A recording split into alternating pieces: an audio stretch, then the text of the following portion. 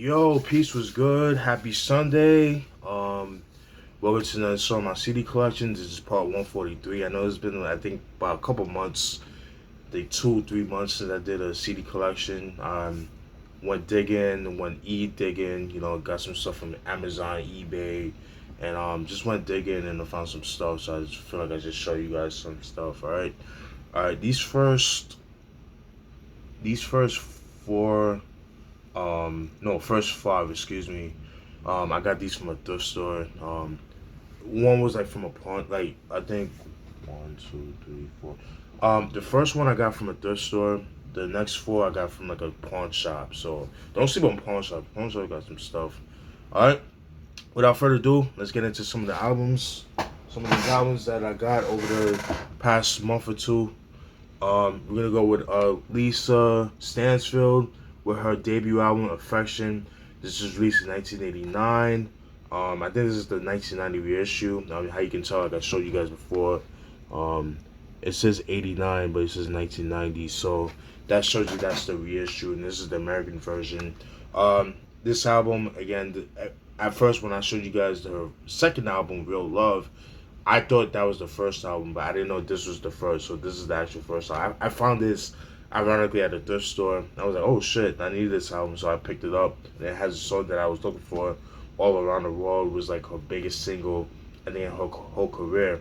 This album got 5 singles. It has All Around the World, This Is the Right Time, You Can't Deny It, Live Together, and What Did I Do to You. Those are the singles of the album. So there are some differences on the US version and the UK version. So her being from the UK. So in the American version, All Around the World is the first song. On the UK version, This Is the Right Time is the first song of the album. Like, and some of the songs are kind of like jumbled.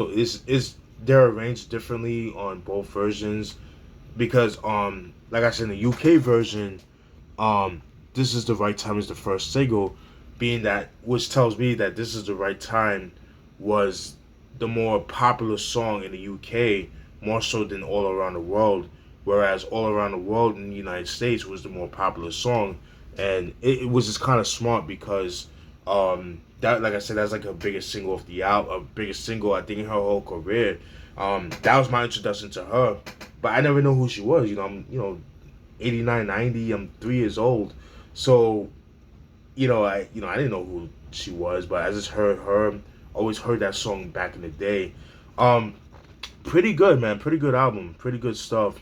I mean, you got songs like All Around the World, This Is the Right Time. That was produced by Cold Cut. Cold Cut, he's a revered producer. He kind of like I would say like kind of like trip hop, hip hop, mixture of that, and he was kind of revered from the UK.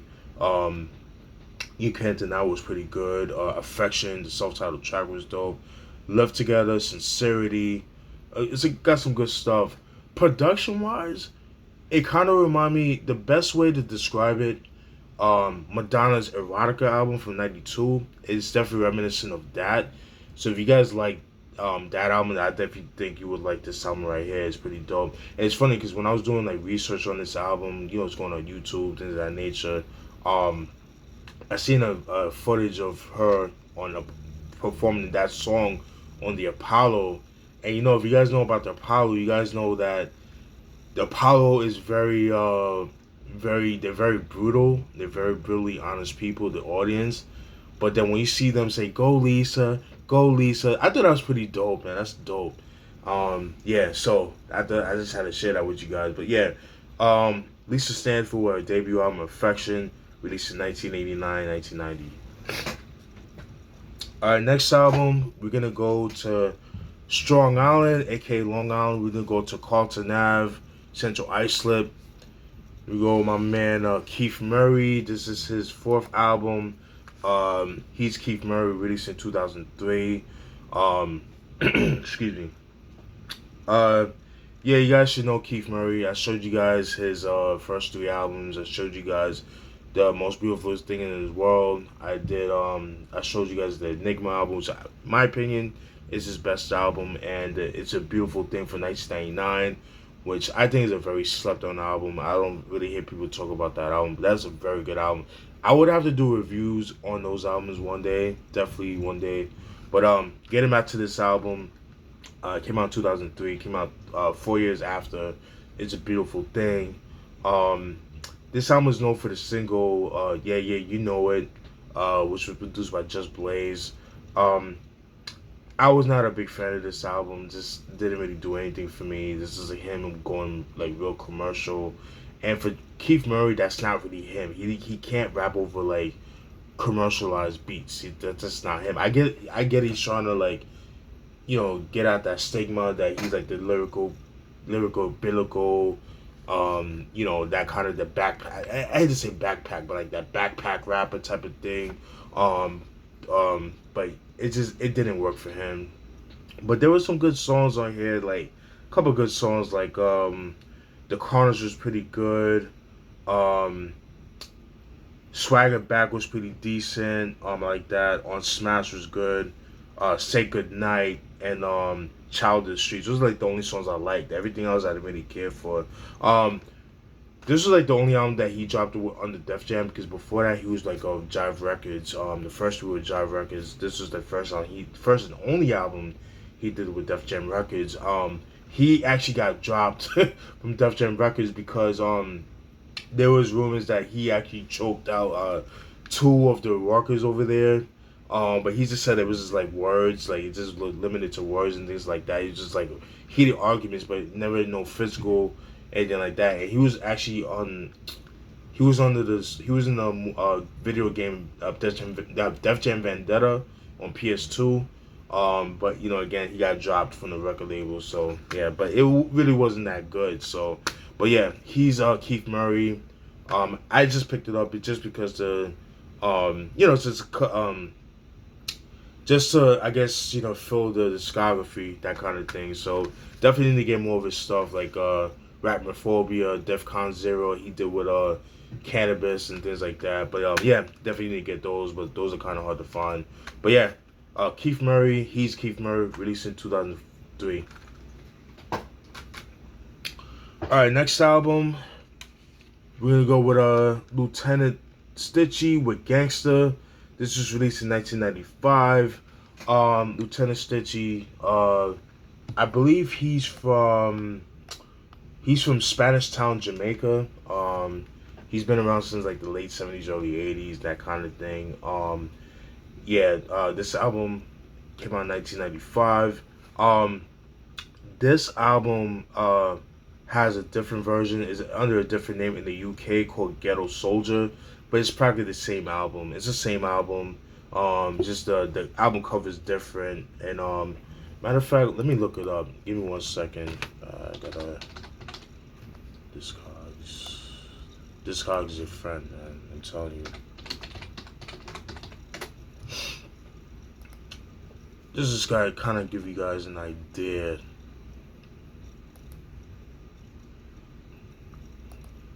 All right, let's see. Alright, so that's Ghetto Soldier. That came out in 1994. And then let me show you guys the track listing. Okay. 1994. As you can see, UK, Green Sleeve Records. Okay. Alright, and again, this album was released on the VP Records, right? As you can see, probably the same album, just the album cover is different. But I prefer this album cover, looks better. And you look at the Twin Towers, recipes of the Twin Towers. But yeah, pretty good stuff right here. Just the average, grimy dancehall music from back in the day. There was a couple of singles. I believe the singles of this album was 10 Golden Rules. What was the other single of this album? Let's see. 10 Golden Rules, Fresh Sexy Chicken, and Wood Fire. Those are the singles of the album. All right. Yeah, pretty good stuff right here. You got songs like Fresh Sexy Chicken was pretty good. Bloodthirsty Gangsta, Bloodthirsty was pretty good. Um, this Gangsta, the self-titled track was good. Um,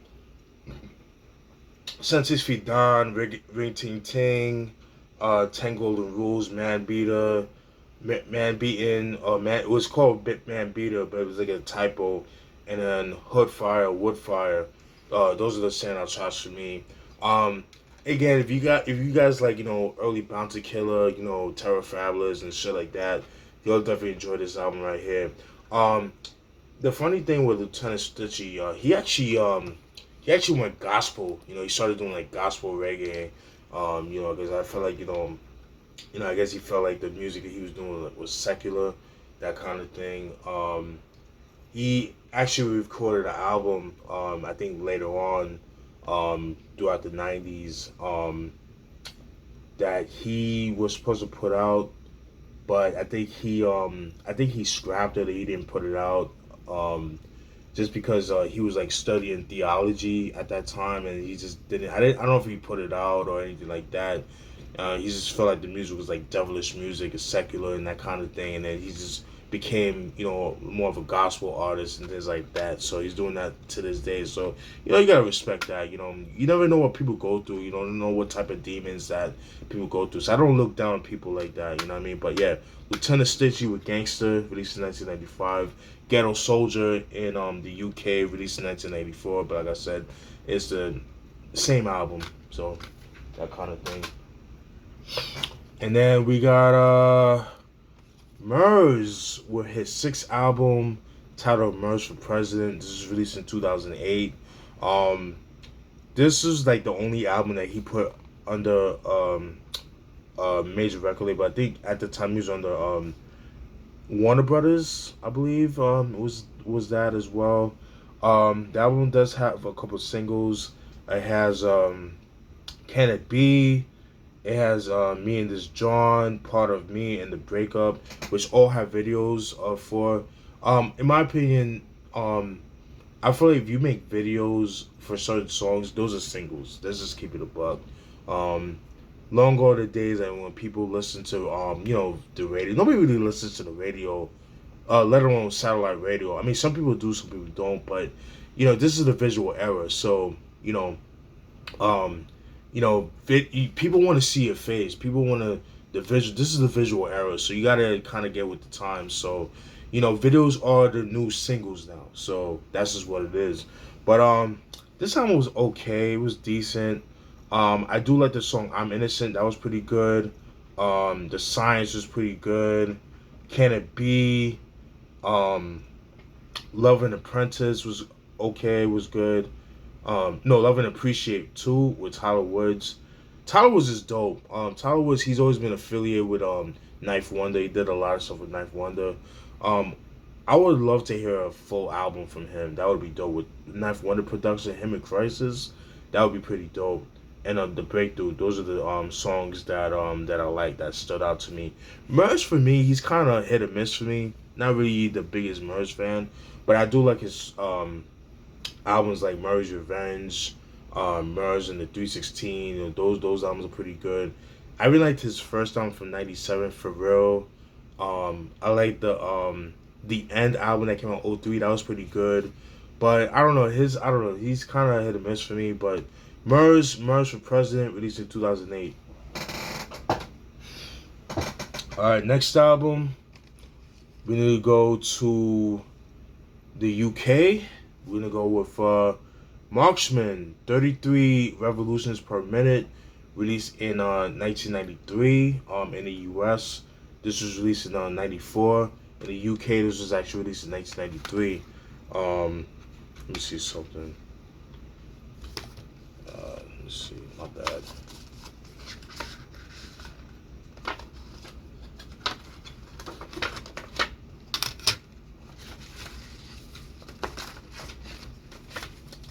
Yeah, this is the actual album cover.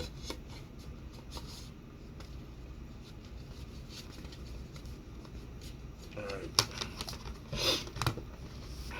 Yeah, so this is the actual album cover. This is the US version. The UK version has a different album cover. But yeah, they're a group. They're from the UK. The reason why I say the UK, not England, is because two of the members are from Ireland and the other two are from London and then that Bristol, I believe. Um, yeah, they're kind of like the best way to describe them. They kind of in the likes of like a Public Enemy, like the political type of stuff. There were a couple singles that they dropped. You got songs like All About Eve, Ship Ahoy, Sad Affair. I believe were the single of the album.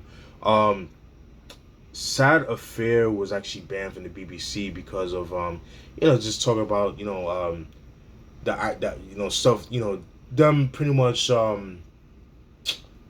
I think it was, yeah, Sad Affair. I believe that got banned from the BBC. BBC being from the UK, from England, because they felt like they were promoting the IRA, because IRA, Irish the Irish Republican Army, I think that's what it stood for. They were pretty much like promoting that, like Irish ways and that kind of thing, the Irish pride. And the BBC was like, nah, we're not having that, that kind of thing. So they banned that from the radio stations and things like that. Um, and then the song All About Eve, is sort about like the prejudice towards Irish people. Just felt like they were treated like modern slaves and things of that nature, and things that was just pretty cool. Was pretty interesting. They were talking about how they were comparing slavery, like slavery for the blacks to Irish people, calling it modern slavery and things like that. And they would say, "Oh, with Ship Ahoy." With the colonization of Ireland and things of that nature. So I thought it was pretty interesting to hear from that standpoint, from the Irish standpoint. So I thought it was pretty interesting. Um, but my introduction to them was actually from a bootleg compilation album of like Gangstar rarities and DJ Premier rarities and B-sides and features and things like that. And the song Drifting, which was produced by DJ Premier and Guru, of Gangstar. It was produced by Gangstar. Let's just keep it a buck. Because Guru does make he does make beats. They that I heard that song and I was like, oh shit, this is sound kind of dope. I need the beat. That one was okay. It's an acquired taste, but the songs I do like Sad Affair. Um, Let me see, Dropping Elocution, Dark Are the Days, Drifting was pretty good. Um, Ship Ahoy was pretty good. Um, Spot on My Nose was like the songs I liked. But yeah, pretty decent. You know what I mean? It's an acquired taste for me. Yeah, it was okay. It was kind of an acquired taste, but yeah. Marksman, 33 revolutions per minute, released in 1994 in the U.S. In the UK, 1993. All right. Next album, Snowgoons with Trojan Horse. This was released in 1990. No, I'm sorry. 2009. You guys should know Snowgoons. They're from Germany. German production group. That kind of thing. You got people like DJ Illegal and people like that. Signature and stuff like that. I'm gonna be real with you. I'm not the biggest Snowgoon fan. I just feel like all the beats sound the same to me. Just like they just use like orchestral samples and they just use like big drums and the hard drums is like it's cool, but after a while that just kind of gets like kind of played out. Just kind of like like that. Um, I don't know, like that Jedi Matrix sound. It was cool back then, but it gets played out after a while. This is not my thing. But there were a couple good songs on here. You got songs like Hey Young World with La Coca Nostra and Helter Skelter. Was pretty good. Let's see, Full Force with Black McCloud, King Size Phase 1 and Sifu Versus. That was pretty cool. He Sold Out with Lord Loose. Lord Loose is pretty cool. The Time Is Now with Destroy of Arsonist, Dope MC. Let me see. Yeah, Destroy, Freestyle of Arsonist and Signature. That was pretty good. Valiant Death with Black McCloud, Sabak Red of Nonfiction and Lord Willin. That was pretty cool. Cross the Line with Young Hayes and Surviving the Mess with Elder Sensei of Artifacts and the K's. That was pretty good. Pretty decent. I just bought it because like I got this at F.Y.E. because the F.Y.E. nearby me didn't really have much, but I saw this. It was like $5.99 or $4.99, so I was like, "Fuck, let me pick it up." So yeah, Snowgoons with the Trojan Horse. Although I do like the collab albums they did with M.O.P. with Sparta. That came out in 2010. I like the PMD collab album they did. It was called Welcome to the Goon Squad, which I showed you guys a while back, years ago. I like the collab album they did with Honest called Wake the Fuck Up. That was pretty good. Yeah, that was pretty good, you know. But other than that, I'm not the biggest Snowgoons fan like that. But Snowgoons, Trojan Horse releasing on 2009, and then we're gonna go to Compton. We were N.W.A in the Posse. This is released in 1987. This is the '89 reissue. I have to say this. This is not their first album. The reason why I say that, I have to explain that because reason being is because McCullough Records was at the time was LA's hip hop distributor for all of LA. Was the distributor for LA artists at that time. McCullough Records was like a one-stop shop record label. So let's say I'm a rapper, upcoming rapper. The owner of McCullough Records liked what I heard. Okay, you got a record deal. I put an album out. That's just how it was. You know, it's just like one of those things. N.W.A was no different. This is a compilation album. And the reason I say that is because N.W.A at the time was under McCullough Records before Ruthless Records. Long story short, they weren't really making any money. They were getting a lot of noise, but they weren't really making any money. Jerry Heller and Eazy-E started Ruthless Records. They left McCullough Records. McCullough Records felt some type of way. So to make money, to out of spite to make money, they put this album out, N.W.A and the Posse, just to make more money. It's a cash in pretty much. So that's the story with that. So that's what I mean. That it's not an official N.W.A and the Posse album. To the point that N.W.A the members of N.W.A don't even co-sign this album. But you got some songs that would eventually be on Straight Outta Compton. So because N.W.A themselves only have, let me see, 1, 2, 3, 4. Yeah, like 4 songs as a group together. And yeah. And then yeah, that's pretty much it. And then yeah, that's pretty much it. 4 songs. You got songs like Boys in the Hood, Eazy-E. It's practically the same one, but it sounds a little bit more gritty. It's more raw. Same thing with 8 Ball, which is, you know, that song goes hard. It's like a lot more, you know, gritty, that kind of thing. Dunk the Funk with DOC, the Feel It Fresh crew and the DOC. This is before he became part of N.W.A. A Bitch is a Bitch. Everybody knows that song. That's on the Straight Outta Compton. Drink It Up was okay. Panic Zone, which was like a single. That, you know, definitely is like more pertaining to Arabian Night, because you guys know Arabian Night was part of the N.W.A from the first song. He left after the first album. LA is a Place was okay. Dope Man, the Ice Cube solo track. I like this version better. It sounds like more gritty, it's more raw. And the thing with this, the 89 reissue is that they replaced, because the original 87 one has a song called Scream with a rapper sign and microphone Mike, who ended up becoming Microphone Mike, Micah 9 of you know, Freestyle Fellowship and Project Plode and stuff like that.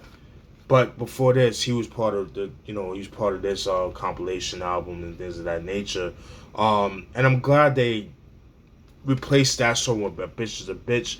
The reason I say that is because that song "Scream," it's them screaming, rapping. It was like on some like Run DMC shit. It just didn't work for them. It just wasn't that good. So I'm glad they got rid of that song. Toughest Man Alive with Fila Fresh Crew, DOC. Fat Girl was it's okay. Didn't really care for that too much. Three the Hard Way, Fila Fresh Crew, DOC. So a lot of stuff, like especially from the Fila Fresh Crew, they tried rapping like you could definitely tell that they were like influenced by Run DMC, and it's just like, yeah, I get it, but yeah, no, I'm just glad that they kind of found this sound with Straight Outta Compton and onwards and things like that. But I'm glad I got it. I will do a full-length review on this album eventually, but N.W.A and the Posse released in 1987. This is the 1989 reissue. I'm kind of running out of time. I've been talking too much. All right. Snoop Dogg with the Eastsidaz, the debut album released in 2000. Yeah, this is a classic album. Fucking love this album. Story with the Eastsidaz. Originally, Trey D and Goldie Loc were not part of the Eastsidaz. Right after they left, after Snoop Dogg left Death Row, he in '97 he developed the Eastsidaz, and it considered two original members, Crooked Eye. Crooked Eye. Yes, Crooked Eye of the Slaughterhouse. At one point was part of the Eastsidaz, and a guy named Lil C Style. Those are the two original members of Eastsidaz. They had a song. I forgot the name of it. I think it was called. I forgot the name of the song. I'll post it down in the description box. But it was like part of like some type of soundtrack, whatever the case may be. And then I think they were at the time he was released under Virgin Records. And then he let go of that. Then he got signed to No Limit Records, and then and then after that they left the group. Crooked Eye and Lil C Style left the group, and then he hired these two, Goldie Loc and the Eastsidaz. And the Eastsidaz at the time was spelled different. It was THE and then ERS with the Sidaz, the Eastsidaz. But then he was gonna use that, but then he had to they couldn't use that because of pretty much Virgin, the record label at the time that he was under, owned that name, so he had to change it to THA and then the AZ of the Eastsidaz, so he had to do that. So that's the story with that. Now getting into this album, there are two notable singles. The singles are G'd Up, fucking love that song, and what was the other single? What was the other single? Got Beef. Those are the singles of the album. But there are 6 videos for this. They made 6 videos for the songs Doghouse, Now We Lay Him Down, Got Beef, G'd Up, what else? Now We Lay Him Down, and Eastsidaz, The Gangsta Indeed. Those are the they have videos for. You can actually find those on YouTube, but originally it was on the Snoop Dogg's Doggy Style Triple X DVD that he put out back in the early 2000s. But yeah, this album just goes hard, man. I mean, you got songs like Now We Laying Down, the self-titled track, Doghouse with the Lokes and Rapping Forte. Very, very dope right there. I think Waniac of the Twins was on that song as well. Got Beef was pretty good. Balls of Steel, Niggas for Life, G'd Up. I fucking love that G'd Up song. Ghetto was pretty good. Big Band Theory, Be Thankful. Take It Back to 85 was dope. The G&D, Pussy Cells, LBC Thing, Life Goes On. I mean, this whole album is fucking dope. It's a classic. This is the album I feel like that people need to talk about more. This is definitely a West Coast classic in my opinion. Very dope shit. 2000. Next album, follow-up album, Duces and Trayz. The Old Fashioned Way, released in 2001. This album is just as good as the self-titled album. The only single of this album is this Crip Hop, which is also featured on the Baby Boy soundtrack, and it was featured on the album, the movie as well. But this album got some fire, man. You got songs like I Love It, Eastside Riders, Crip Hop was dope. I Don't Know, Welcome to the House, Gang Bang For Real was pretty good. Um, Doghouse in Your Mouth, that was pretty good. Connected with Mobb Deep and Cocaine, that shit goes hard. Um, Bigga Bitch Till I Die was pretty good. Sticky Fingers, Late Night. Um, what's another dope song? Late Night, So Low, Everywhere I Go. Yeah, it's a pretty good album. I do prefer the first album over this, but this is just as good. So, but yeah, the Eastsidaz with their second album, Duces and Trayz, The Old Fashioned Way, released in 2001. Supposedly, I don't know how true it is. It's supposedly there's supposed to be a new album coming out. They're working on a new album. That needs to happen because pretty dope. And then we're gonna go to Compton real quick. We'll go with DJ Quik with his fifth album, Balance and Options, released in 2000. This album was known for the singles Pictured on a Party and Quicker Said and Done, which is pretty much like a rendition of Easier Said Than Done. It's pretty much like a dedication to Easy, pretty much. This album was okay. I just felt like the album was a little bit rushed in my opinion. Some of the songs just felt like kind of uninspired. And the reason for that is because at that time, DJ Quik was kind of going through a lot of stuff at that time. I think like after the release of Rhythmalism in '98, one of his close friends got killed by DJ Quik's nephew. With that being said, with this album too, and then around this is like the late '90s, early 2000s. This album came out in 2000. But with this album, he at that time you had the birth of Napster, and at that time people weren't really buying CDs. People were illegal downloading, myself included. Were downloading music, so people weren't really buying CDs like they were before, and which affected the sales of this album. And because of that, although the song "Picture the Party" was a very popular song, the album didn't really sell very well, and because of that, and this is the last time he did under Arista Records, and he got dropped from the record label because of that, the lack of sales and things of that nature. But there were some decent songs on here, like you got the song "Change the Game" with Mossberg, Recipe to Mossberg.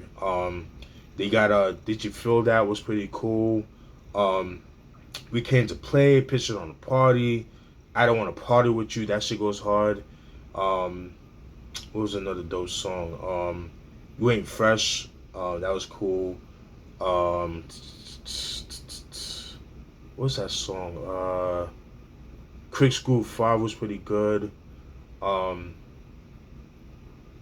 Roger's Groove, that was pretty good. That was pretty much like an instrumental track, pretty much like with the talk box dedicated to Roger Troutman because he died the year before. He got killed. He got murdered. So recipes to him. Do I Love Her? The Divorce song. But yeah, pretty cool album. Not his best album in my opinion. I felt it was kind of rushed. He wasn't as enthusiastic. He wasn't the confident Quik that we all know and love from the '90s. He just wasn't. And then some of the songs, he's just kind of like, he didn't give it his all. Like this, he didn't sound enthusiastic on the album. Yeah, it just felt kind of right. And he even said that he recorded his album really quick, and you could tell. It just wasn't like thought out. There were some of the skits I could have done without. Like the Motec records I could have done without. They just served no purpose. It kind of didn't do anything. Sexuality I could have done without. The Quicker Said and Done, I didn't really. I mean, I get it. It was a dedication to Eazy-E, but I didn't really like that song too much. Yeah, that kind of thing. So could have done without that, honestly. And after the release of this album, his Prodigy Mossberg got killed. I think on 4th of July of 2000, he got killed. And him being the blood too, him being blood as well. That was a kind of thing as well. And then that non-fiction album by Mossberg, I need to get my hands on, but that shit goes for crazy money. But the only close thing I have, the only thing of Mossberg that I do own, is the Well Connected Volume 1 compilation album with him and Sugar Free together as a collab album with him and with Mossberg and Sugar Free. I do own that. That album goes for a lot of money too. I bought that years ago, so I'm glad I got that. But getting back to this album, this was like the last time he dropped under like a major record label. Although yeah, he did under like Fontana Distribution and Mad Science and Fontana and all that stuff. But a lot of those are they were owned by Universal Music Group. So it's not really it's independent, but it's not really, because the higher ups own that. So but yeah, Balancing Options by DJ Quik, released in 2000. Then we're gonna go to Shaolin. We go with Ghostface Killah with Supreme Clientele. This is his second album. This is the OG Preston. When you have this black back spine, the silver glitters. This has like a silver kind of like glitter. Yeah, this is the OG Preston, the first Preston. Had to get that. I did a review on this album years ago, but I'm gonna have to redo it again because I didn't like how I did it. But pretty dope album. I mean, everybody knows about this album. I mean, you got songs like N.W.A, fucking love that shit. Saturday Night, Ghost Dini, Apollo Kids, Mighty Healthy, Malcolm, Child's Play, Shit Like Ghost. I mean, this album is just so fucking dope. So the story with this album is that originally this album was supposed to come out back in 1999 or 98, 99. Well, he started recording the album in 98.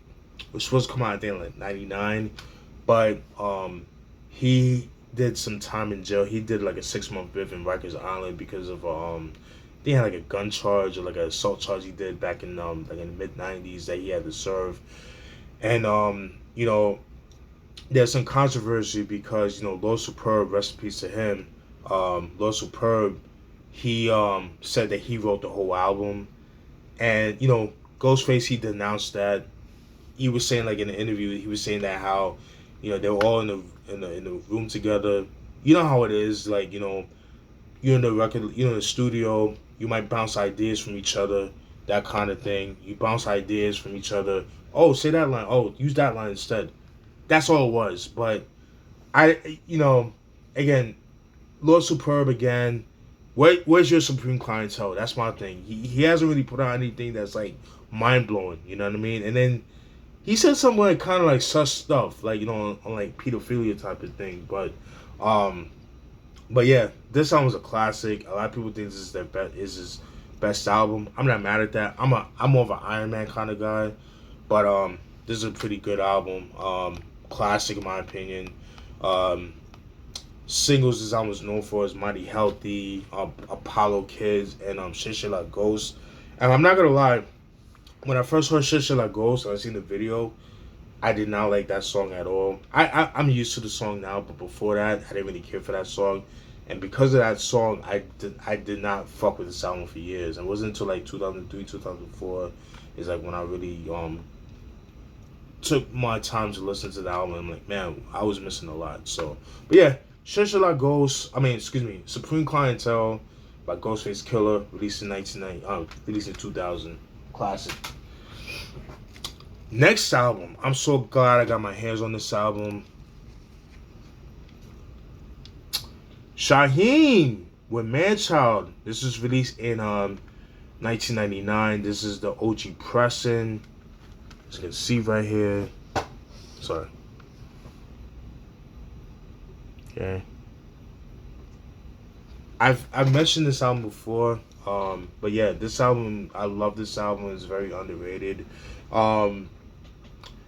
The funny thing is, the song Furious Anger featuring Big L was my introduction to Big L. Because I remember that song used to float around, like, like around, like, because this is like during like the Napster Kazaa era, so like the early 2000s, and again, this song Furious Anger was like big in the underground circuit, and that song was all over, and then and again, that was my introduction to Big L. And then I ended up getting his first two albums later on. I mean, a couple of years after, but yeah, there was only the only single of this album is Manchild. I would put Furious Anger as the single as well because that song being big in the underground circuit. But man, this album got some shit. I mean, you got songs like I Declare War, Furious Anger, Unconditional Love, Crime Story, Verses from the Arsenal, the self-titled track Manchild was pretty good, Club Scene, Spectacular, Trust Is On, and Ceasefire. Ceasefire is my shit. I've always felt like that song was like his answer to RZA's Domestic Violence, but with a better beat. That beat is so dope. That piano, whoo, fire. And also you can tell this is the OG because it has Wu-Tang Records and Priority Records. Okay, the reissue that came out in 2001 was released under Wu International, which is a European record label. And that one is just as hard to find. But I got this for a good price. I got it for I think like $27 on eBay. I had to get it because usually this album goes for like $60 and up. So, but I'm glad I got it. It's really hard to come by. So, Shaheem Manchild released in 1999. Dope shit. Classic in my opinion. All right. Daddy Fresh with Stress. This was released in 1991. This is like a raga hip hop type of ordeal. Dope shit right here. Known for the singles. Let me see, because the way the track listing is like you gotta like turn it around. It's kind of like annoying. The Crown, I believe, was a single. Daddy Fresh is in Town. Yeah, Daddy Freddy's in Town. Excuse me. The Crown, Don't Stop the Music was a single as well. Yeah, pretty good stuff right here. Like I said, it's raga hip hop, but in the early '90s. Because when you think of raga hip hop, I always think of raga hip hop for like '93 and up. But you actually had that in the early '90s. There was a song that he did that he was rapping over like I Got the Power. He used that sample. That was pretty good. Yeah, really good stuff right here. You know what I mean?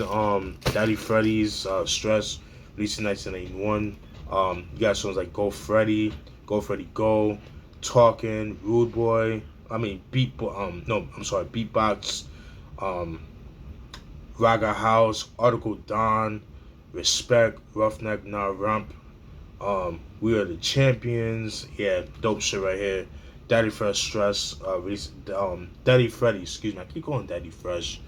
Daddy Freddy with Stress, released in 1991. This was a blind buy. I picked it up. I saw 1991, and I was like, alright, fuck it, let me pick it up. So, yep, Daddy Freddy with Stress, released in 1991. This album, I'm so glad I got my hands on. It's not hip hop, it's more jazz. It's acid jazz at that. Ronnie Jordan, with The Antidote. This is his debut album, released in 1992. Dope album. This album just goes hard, man. This is really good. Hip hop heads would definitely enjoy this album. You got the singles off this album is Get to Grips, After Hours, which was like the biggest single of the album, and So What. Those are the singles of the album. This whole album is dope. This album just brings me like early 90s New York vibes, like especially around like it just has like that nighttime vibe, like that October, November kind of vibe. This is an album that you play like when you're about to take your girl out to the to the city and take her to a nice restaurant. This is the album to play to, but it has like a hip hop feel to it. It's really dope. Very, very dope. I was shocked to find this, but I got it, and I'm so glad I got it. I got it for like $3, so I couldn't beat that. Unfortunately, Ronnie Jordan passed away back in 2014. After he actually did like a tour in South Africa. and right after that he was found dead and that kind of thing. So but definitely need to get more of his albums. Yeah, and this was released under Island Records or 4th and Broadway. Yeah, the home of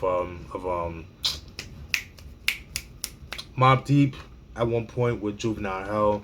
But yeah, The Antidote by Ronnie Jordan, classic. This was released in 1992. There was a song called I Hear the Streets Calling with Source Money. It was actually a demo that he did under with Clark Kent. He fucking killed that shit. And he rapped over that beat, and yeah, he killed that. I'll post it down in the description box. But yeah, Ronnie Jordan, The Antidote, released in 1992, excuse me. Alright, next album, we need to go with Faithful by Hi-Five, released in 1993. I showed you guys their second album, forgot the name of it. Came out in 92, I forgot the name of it, I can't, it escapes my head. This is the third album, released in 1993. There are a couple singles off this album. The singles are Unconditional Love, Never Should've Let You Go, Faithful, and What Could I Say to You. Unconditional Love was actually featured on the Menace to Society soundtrack. And you know, that was released on the Jive Records, Zomba, Jive, that kind of thing. Once again, rest in peace to Tony Thompson, who died from inhaling Freon, and he was found dead, which is unfortunate. It was kind of a fucked up way to die. But the songs I like, Miss You Girl, that was pretty good. I'm in Need, Faithful, the self-titled track. What Can I Say to You, Just For My Love. That's actually my favorite song of the album. Ready to Love, Ready for You to Love, and Unconditional Love. Those are the songs that I like. Never cared for the song Never Should've Let You Go. Didn't really care for that song too much. But yeah, dope stuff right here. Good stuff. Hi-Five with Faithful, released in 1993. Next album, we're gonna go to Cleveland, Ohio, East 99 in St. Clair. We can go with Busy Bone with The Gift. This is his second album, released in 2001. This is a pretty good album. This was released under AMC Recorded. Excuse me, sorry. This is like an independent record label. This is independent, definitely. Dope album. This is like a 3 years album after Heaven's Movie, which I would love for him to re-release. But the album suffered album sample clearances and this that nature. So Busy Bone The Gift, like I said, is the second album. There was a single called Father, which there was a video for, which you can find on YouTube, that kind of thing.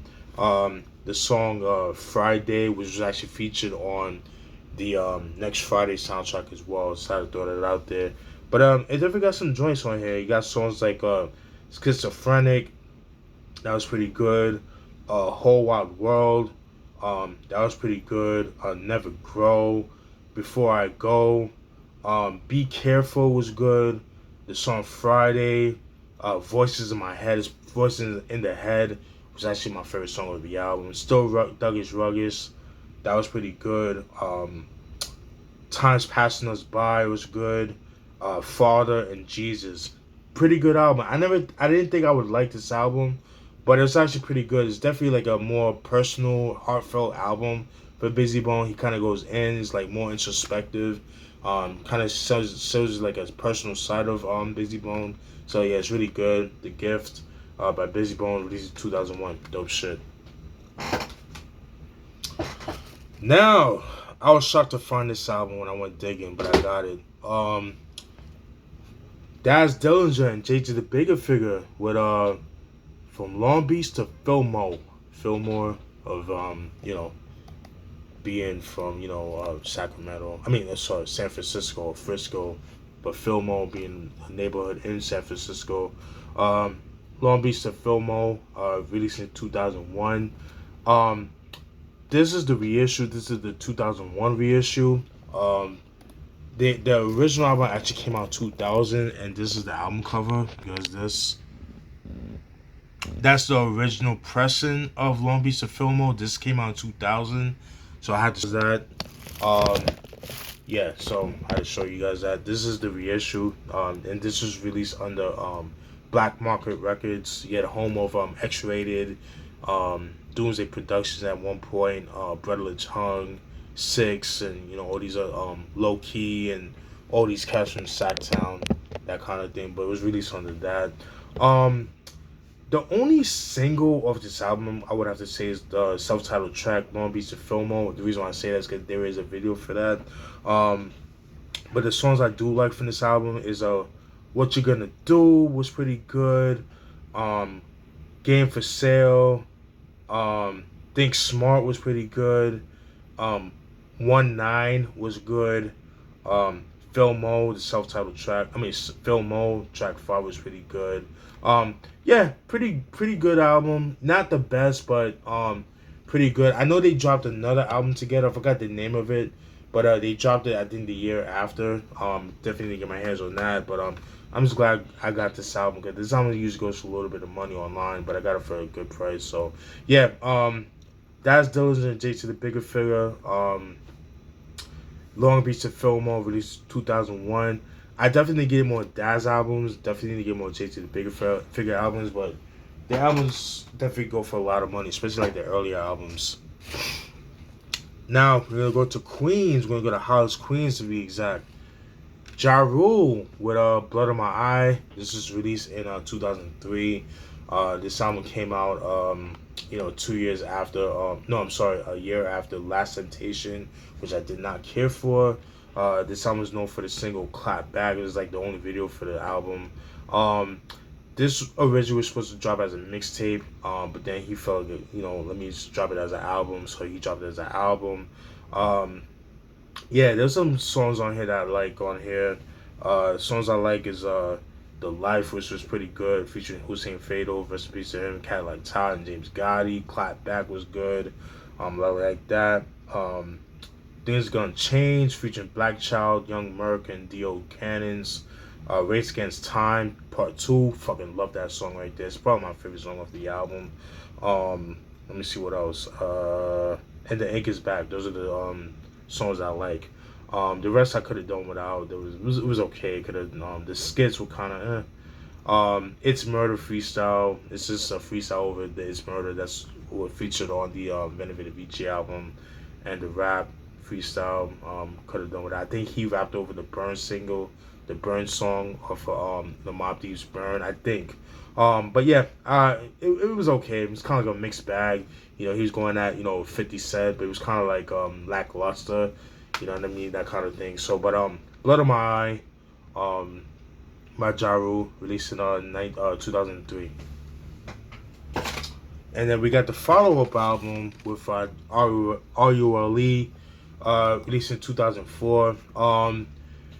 I remember this album coming out, I think, in the fall of 2004, and I remember that because because I was a senior in high school, because I graduated in 2005, so I'm telling you my age, right? And I remember the song New York was big. It came out, I think, like in October of that year, and the album coming out in November of 2004. That song New York was pretty big, and it was very controversial because that caused the friction between Jadakiss and 50 Cent. They had beef because of the song New York, because him collabing with Ja.Rule as well as Fat Joe. And that song was pretty big when it first came out. It was so big. I remember, like, me living here in Palm Beach in Florida. You had people on the radio station making songs. I'm from Palm Beach, and then you had other people from different cities saying, I'm from Jersey. It's like, come on, no. Like, just leave that alone, please. Just don't do that. Like, I'm serious. Like, the people were doing that. It was just like making their own remixes, repping their city. It was like, no, chill. So, get into the album. The songs I do like is Last of the Mohicans, featuring Black Child. That was pretty good. The song New York, featuring Fat Joe and Jadakiss. The self-titled track R.U.L.E. Fucking love that song. That beat was sampled. They kind of replayed a song that they did, Jagged Edge, has a song. I forgot the name of it. I forgot what album, but they kind of replayed that beat for the R.U.L.E song, so I thought it was pretty interesting. Um, but yeah, R.U.L.E was pretty good. About My Business, Gun Talk. Whoo, Gun Talk was dope. About My Business. Those are like the only songs. The rest of the songs were like typical Ja Rule, just playing like like the lovey-dovey type of tracks that I don't really care for. The singles of the album is wonderful. New York and Caught Up. So, but yeah, it just kind of fell short with the girl tracks and things like that. I'm more of a fan of Ja Rule from the first two albums, R.U.L.E and Rule 336. Though that's the Ja Rule I like. You know what I mean? Like, when I think of Belly, I think of those first two albums, especially with DMX with the It's Dark Hell It's Hot. By the way, shout out to Mike Sears and Ross Hartley. They did a review of It's Dark Hell It's Hot yesterday. Definitely check it out. I'll post a link in the description box, so definitely check that out. I'm gonna watch that after I do this review. But yeah, I mean after this video. But yeah, R.U.L.E. This is his sixth album. This was released in 2004. Alright, then I got two more albums. Then we're gonna go with we're gonna go to 2005. We're gonna go to Best Side Brooklyn, Best Side Do or Die. Junior Mafia with their second and final album called Riot Music, released in 2005. This time it was cut down to three members. You had Larceny, Lil C's, and Klepto or Klept. By this time, Larceny went by Banga. So these are the three members of the group this time. The album didn't really do very well, obviously. Didn't do well at all. That shit went dud, man. I remember when I first heard the album, I did not like this album at all. I did not like it at all. I thought it was trash. But then listening back to it, it's not as bad as I thought it was, but it's definitely fell short. It's definitely not memorable. There are some dope songs I do like. There's like a couple of songs I do like. I like the song Just Us. Like I was taught it would be in parentheses, or yeah, that Die Anyway featuring Jadakiss was pretty cool. Let's Get It On. Yap Yap featuring Prodigy of Mobb Deep. And what's another song that was Why You Want It. Those are like the only songs I like off the album. Everything else I didn't really care for. Also around this time, there was a lot of controversy because I mean, for all my mixtape DVD heads back in the mid 2000s, there was a documentary called Chronicles of Junior Mafia, which talks about it talks about like the conspiracies with Biggie and Junior Mafia and that kind of thing. And I remember it included like footage of Junior Mafia throughout the 90s and things of that nature. And there was some controversy because I think Lil' Kim actually sued Lil C's for the distribution of that of that DVD, the sales of that DVD and that kind of thing. And I remember at the time she was doing a case. She was dealing with a case. She was in a case, and I believe Lil C's and Larceny were witnesses. I guess they were like they were testifying against Lil Kim, and because of that, her and her manager served I think like 6 months in jail and that kind of thing. And then both Larceny and Lil C were considered were called snitches. And there was actually a follow-up DVD called Life After Death, the movie, which it was kind of pretty much a follow-up of Chronicles of Junior Mafia. It was like the answer to that, and then they were calling them how they were snitches and things like that. So, yeah, it was just like a lot going on during that time period. But yeah, Riot Music by Junior Mafia, released in 2005. And then last but not least, I'm so glad I got my hands on this. High C with a Swingin', released in 1993. Yeah, I'm so glad I got my hands on this. This is the OG Preston. I got this at Amazon. I got it for like $17. Because this album usually goes for like $30 and up, so it's really expensive. I'm trying to get the first album, Scandalous, but that goes for a lot of money online. This album originally eventually was re-released by released in 2004. It comes with 2 bonus tracks where you could tell it was like recorded around '04 and '03, '04. It just sounds more more updated and that kind of thing. But I mean, the single of this album is "Gotta Like That," which there is a video for. But it definitely got some dope joints on the album, man. You got songs like "Fucking 40 Ounce," which is pretty good. "Wannabe," fucking dope. Fucking love the beat for that. Stank was pretty good. "What's Going On," fucking love that. "Table Dance" was good. "Gotta Like That." Um, "Bigger the Better," "Get Your Grind On," "Devil Made Me Do It," and "Stressin'." Dope album. This album, compared to the first album, High C dabbles on into production. So half the album was produced by High C, half the album was produced by Tony A. And I remember Tony A was saying in his Tony Vision podcast, he was saying that like at the time, like I think him and High C and Tony A, they were like button heads. They didn't see eye to eye on certain things. Because I guess Tony A was kind of tired of his antics with the sex tracks, and it just wasn't him. He just got tired of that. The record label, Scandalous Records, hired Tony A to produce some records. I think they gave him like 60 stacks to produce some of the songs, so he gave that. So he produced like half the tracks, and Scandalous, High C produced half the track. I think Tony A was saying like the record label that he was on, the Scandalous Records, was saying like the beats that High C did were kind of whack, which is why he did half the album. So that kind of thing. So, but yeah, Scandalous, High C, with Swingin', released in 1993. Dope shit. That's it, folks. I know it's like a little long-winded, but I talk a lot. But I like to give you guys details on certain albums, and so it's gonna be a little bit long. But I hope you guys enjoyed that. Definitely stay tuned for more. All right.